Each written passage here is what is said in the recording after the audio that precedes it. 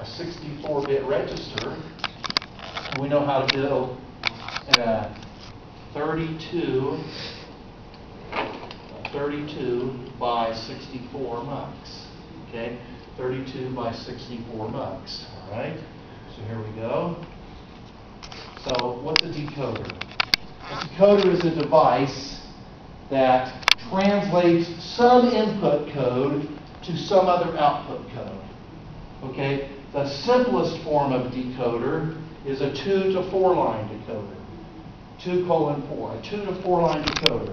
So the input is some 2-bit binary number, say that that's an address. And the output is exactly one of 4 lines. All right?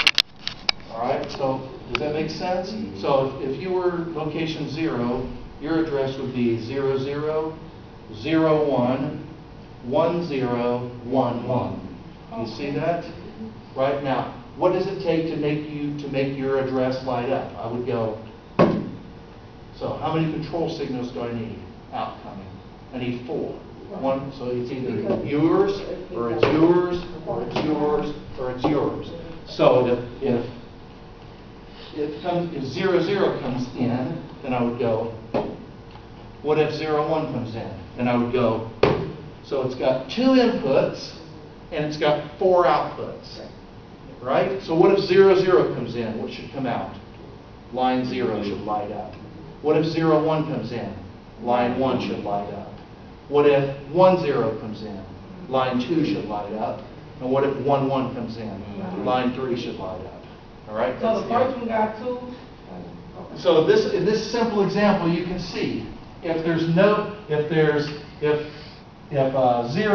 comes in, line 0 lights up.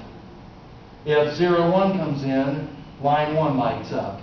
If 10 comes in, line 2 lights up. And if 11 comes in, line 3 lights up. You see?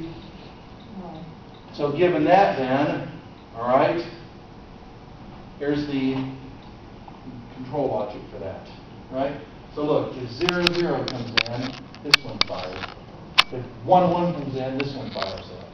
Now you can just map. Here's the equations. There's no minimization possible, okay? Because the logic equations are the min terms themselves. There is no minimization. So there it is. That's the logic diagram for a 2 to 4 decoder. Okay, well guess what? We can make a k by 2 to the k decoder. Okay? So for example, what if k were 5? It would be a 2, it would be a 5 to 32. You come, ooh, get excited again. Here's that 5 to 32, right? 5 to 32 decoder. So how does it work? What if this is all zeros? 0, 0, 0, 0. Which line fires up? R0. What if this is 1, 1, 1, 1, 1? R31. Then R31 fires up. Do you see it? So I can make any of these R lines fire up by putting in the appropriate number here. You can kind of see where this is heading. So now, here's our general purpose register bank. Okay, first of all, how many are there? 32 of them. There's 32 64-bit registers, correct?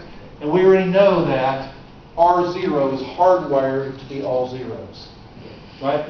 So there's just 64 ground lines there, right? And then the rest of them are these 64-bit registers that we just got done designing.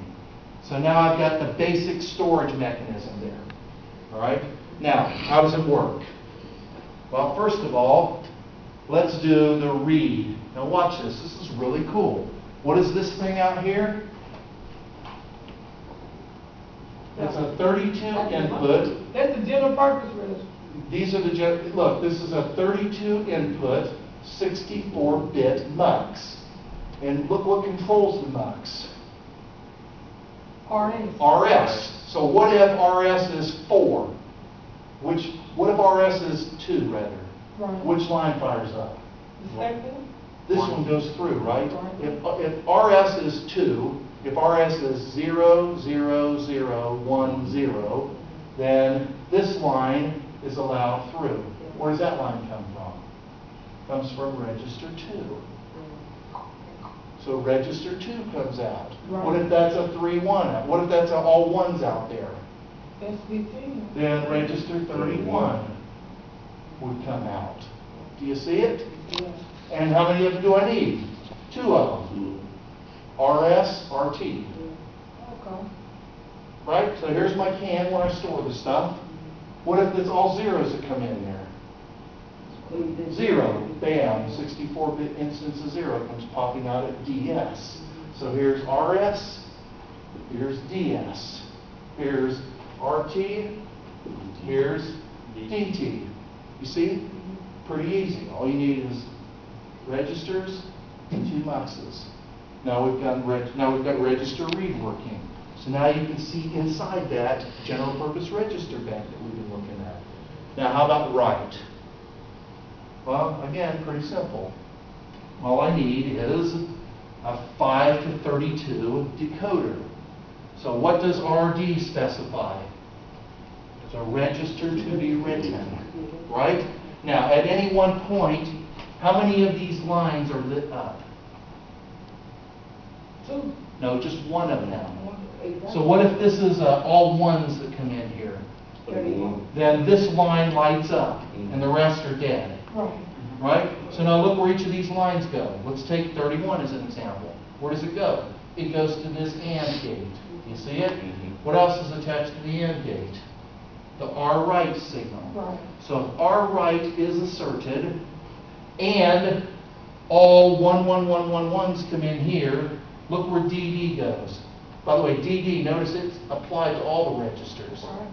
So DD is applied simultaneously to all the registers, but this decoder only controls one of them at a time. Right. So DD, the stuff to be written, goes to all of them except R0 because it's always 0. And then the signal RD tells which one to write. Blam. So when write asserts, boom, it gets recorded. So here's our general purpose register bank. Notice where R write goes. Through the AND gate into the load signal. Right? And how many of those load signals are on at any one point? Just one, because this controller, this decoder, only allows one to fire, and that's based on what? The RD field. So here we go. Now, you got RS, RT, RD, DD on the input of the general purpose register bank, and you've got DS, DT at the output, and here's the write signal. Where's the read signal? The read signal is not write. So if you're not writing, it's reading by definition. So now we've completely designed the general purpose register bank. All right? So, what do we need in the fetch cycle? Well, let's see. First of all, we need some registers. We need NextPC, we need IR, okay? But we already know how to build registers, don't we? How many bits does the IR have? 32. We already built a 64 one, so get a knife and cut it in half. Now you got a 32-bit one, right? How many bits does NextPC have to have? 64. We've already got a 64, right? So, well, guess what? We need a program counter, don't we? Yeah. What's the program counter? A register. Right. A single 64-bit register. We already know how to build that. All right? Well, let's see. It has to be incremented by 4 or loaded with branch target address. Okay? So that branch target address, this mux here is going to be controlled by this signal called branch to PC. Branch to PC. You see it? That control signal controls the mux. And it's either going to pick PC plus 4 or it's going to pick branch target address. And when does the PC get loaded? When the PC write signal asserts. So the control signals that we're going to have to build now include that R write that we saw on the previous slide. We have to build a branch to PC control signal, and we have to build a PC write control signal. Adder is simple, right? So we'll look at adder real quickly. And adder is easy.